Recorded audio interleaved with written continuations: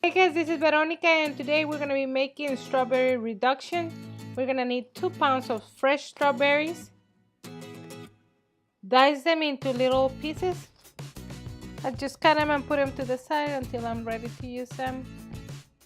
We're going to use a pot and we're going to put it at medium heat. We're going to put all the strawberries in the pot. We're going to add sugar, some lemon juice, and water. The goal here is to let the water evaporate so that the flavors of the strawberries intensify. Mash the strawberries with a fork, or you can use a handheld blender to make a puree. That's what I did at the end with mine. Continue stirring until the desired consistency is reached. Remove the sauce from the heat and let cool for a couple of minutes before you serve. If you like the video, please give it a like, subscribe, and comment below. Thanks, and until the next one.